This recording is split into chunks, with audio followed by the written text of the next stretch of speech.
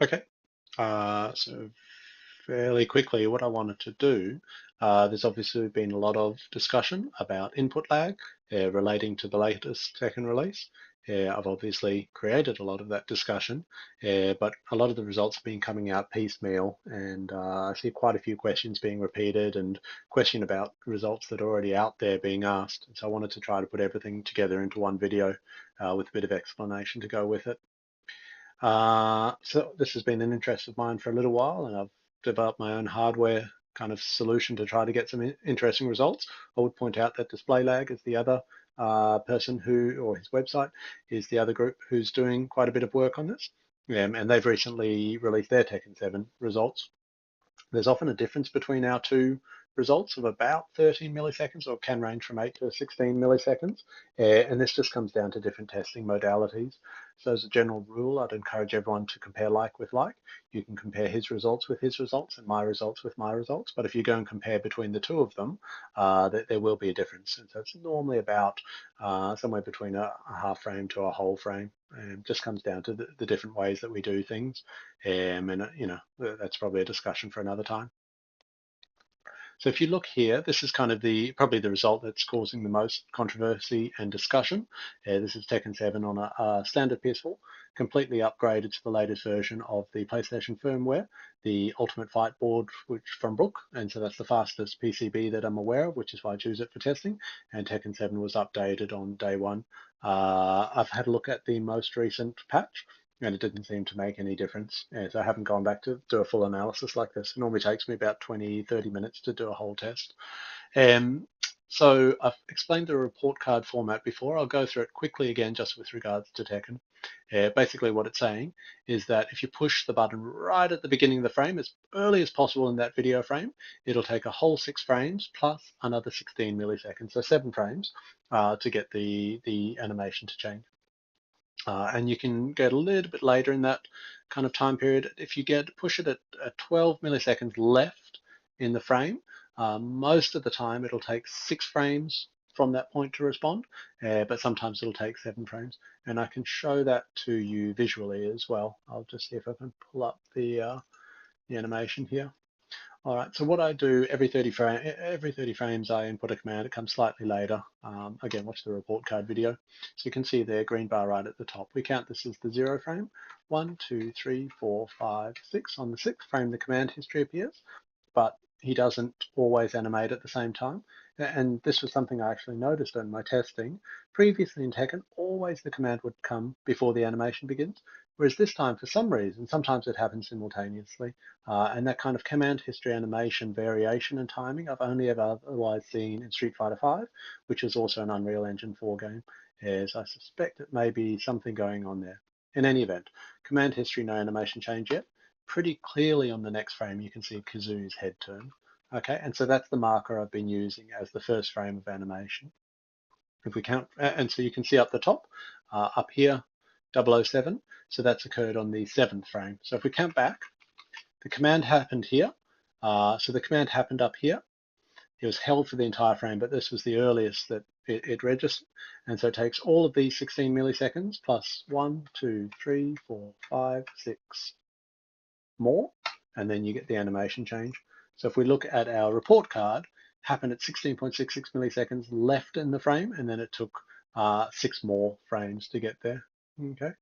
If we count from the time when the animation begins, so 1, 2, 3, 4, 5, 6, 7, 8, 9, 10. So clearly hitting there. So 10 frame jab, and you've seen all 10 frames of animation with the command history happening the frame before. And so this is kind of the way that I keep my data. And what I will show you then is that as you kind of keep going, so for the first one, I keep all 30 frames just to really demonstrate what's going on. After that, I just keep the 30th, the 6th, the 7th, and the 8th for each series. So 30, 6, 7. So on the 7th frame there, you can see he's turning his head and then, kind of leans into it as the second frame of animation. As we go further on, so here, 0, 6, 7, hasn't turned his head, 8. Okay, so as that green bar gets further down, what's happening is that the animation's happening a frame later. So to my understanding, that means we've missed the input window, and the animation is going on to the next round. So if we just look here, 0, 1, turn there on the middle frame, and then start lunging. Okay, and at the 12 millisecond, there you can see. So somewhere here, nothing changed, and then turning on that third frame.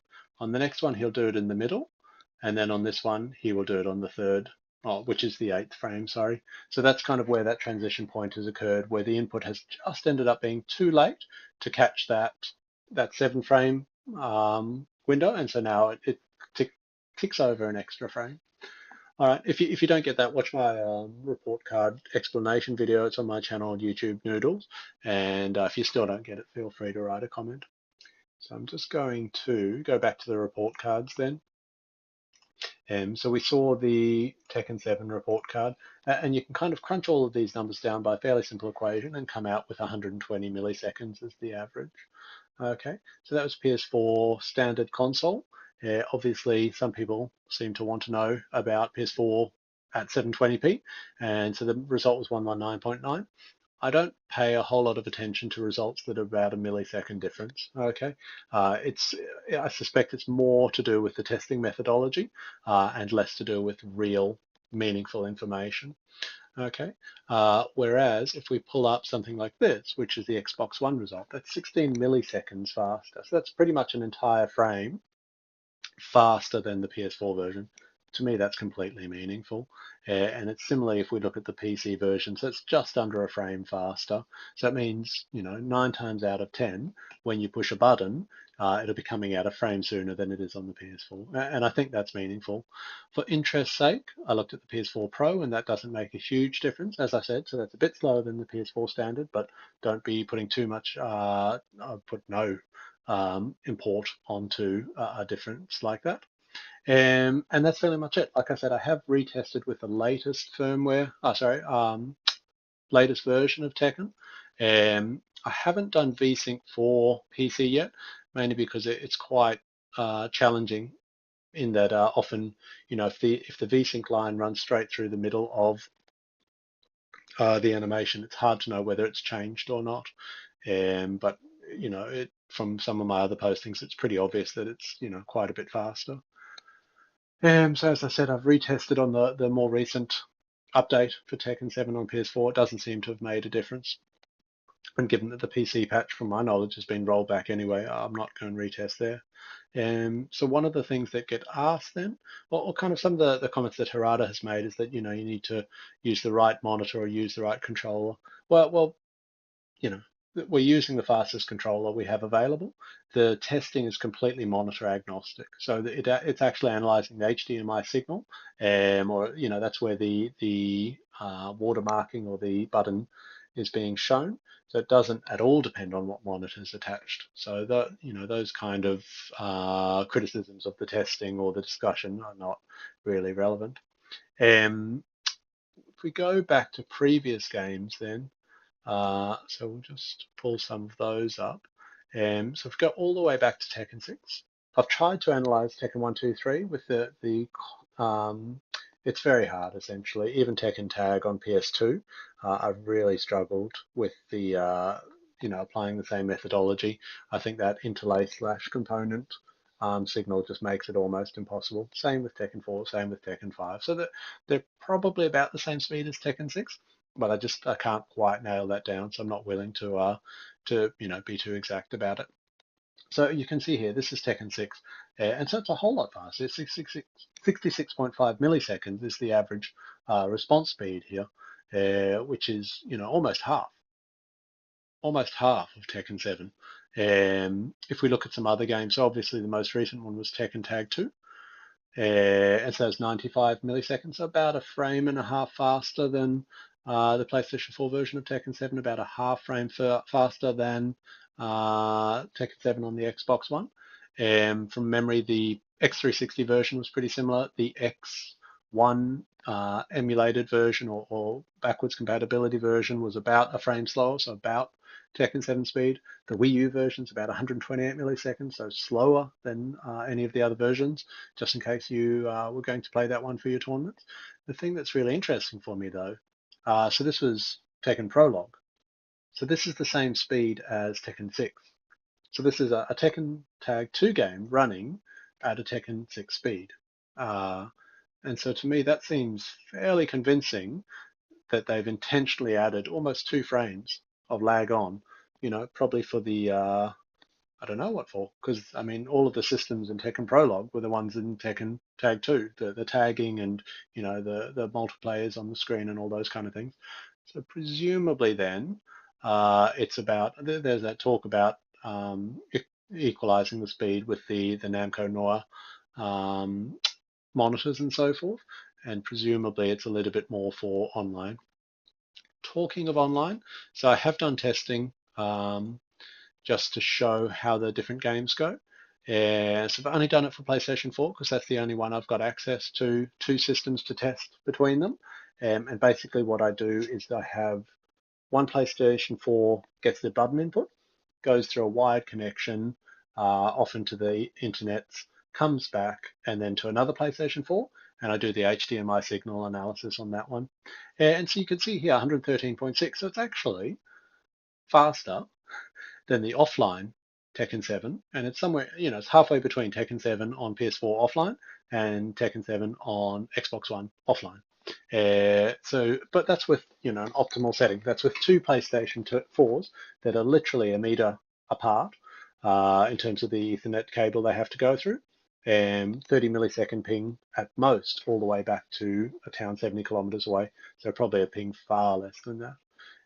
So I mean, I think it was Speed Kicks or someone online, it might have been Josh actually, was suggesting that they've probably overcompensated in terms of if they were intentionally slowing down the offline so that it felt the same as the online, with optimal online conditions, it's actually a little bit faster. So they may have, gone a bit too far with that. As I said, I'm not testing this on PC. I'm not testing this on Xbox One because I simply don't have the consoles or the setup to do that. And so that's pretty much it. Hopefully that's answered some of the questions that people are bringing up, or it's at least put all the information into one place. I've got a few more tests that I'm always keen to do, but I feel like I've kind of done the main ones for this game. If you check my either Shoryuken or Twitter feed, you'll see that I've done all of the Tekken games, so you can go and find the results there. I've got a few ideas for using MAME to check some of the older games, which might yield us some interesting results.